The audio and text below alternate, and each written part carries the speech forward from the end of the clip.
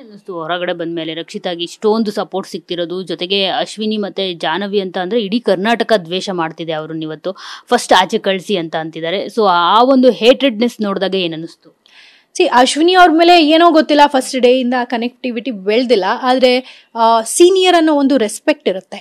ಗೌರವ ಯಾವತ್ತೂ ನಮ್ಮ ವೀಕ್ನೆಸ್ ಅಲ್ಲ. ನಾವು ನಿಮಗೆ ಗೌರವ ಕೊಡ್ತೀವಿ ಸಣ್ಣವರಾಗಿ ಅಂತಂದ್ರೆ ನಮ್ಮನ್ನ ಲೀನಿಯಂಟ್ ಆಗಿ ತಗೊಳ್ಳೋಕೆ, ನಮ್ಮನ್ನ ಡಾಮಿನೇಟ್ ಮಾಡೋದಕ್ಕೆ ನಿಮ್ಗೆ ಯಾವ ಅಧಿಕಾರನೂ ಇಲ್ಲ.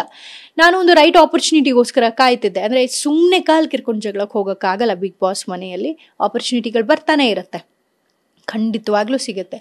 ಆಗ ವಾಯ್ಸ್ ಔಟ್ ಯಾವಾಗ ಮಾಡಬೇಕು ಆಗ ಮಾಡಬೇಕು. ಇನ್ಫ್ಯಾಕ್ಟ್ ರಕ್ಷಿತಾ ಕಿರ್ಚಾಡ್ತಿರುವಾಗ ಅವ್ರು ಅಗೇನ್ಸ್ಟ್ ನಿಂತಾಗ ನಾನು ಅಲ್ಲೇ ಇದ್ದೆ.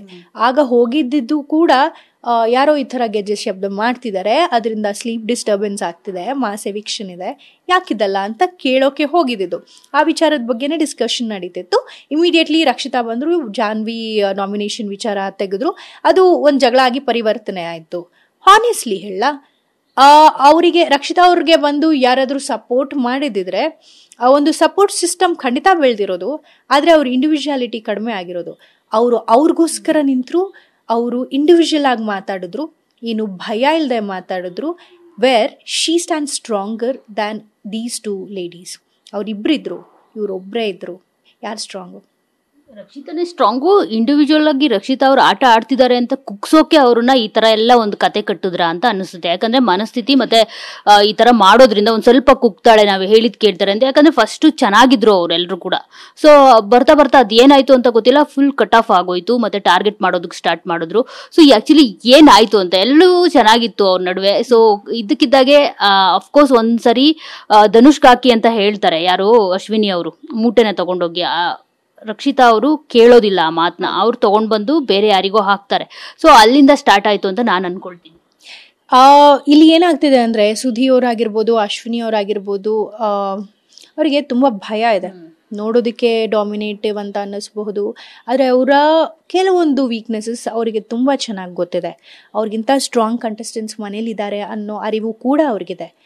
ಆಪರ್ಚುನಿಟಿ ಬಂದಾಗೆಲ್ಲ ಒಳ್ಳೆ ಆಟಗಾರರನ್ನ ಬ್ಲಾಕ್ ಮಾಡೋದು, ಆಪರ್ಚುನಿಟಿ ಸಿಕ್ಕಾಗೆಲ್ಲ, ಪವರ್ ಸಿಕ್ಕಾಗೆಲ್ಲ ಒಳ್ಳೆ ಆಟಗಾರರನ್ನ ನಾಮಿನೇಟ್ ಮಾಡೋದು, ಅವರ ಕಾಂಪಿಟೇಷನ್ಗೆ ಯಾರಿದ್ದಾರೋ ಅವ್ರನ್ನ ಟಾರ್ಗೆಟ್ ಮಾಡೋದು ಇವರಿಬ್ರಿಗೂ ತುಂಬ ಕಾಮನ್.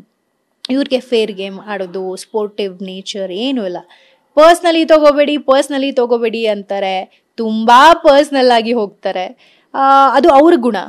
ಸೊ ಆ ಮನೆಯಲ್ಲಿ ಸುಧಿಗಿಂತ ಅಥವಾ ಅಶ್ವಿನಿ ಅವ್ರಿಗಿಂತ ತುಂಬ ಸ್ಟ್ರಾಂಗ್ ಕಂಟೆಂಡರ್ಸ್ ಇದ್ದಾರೆ.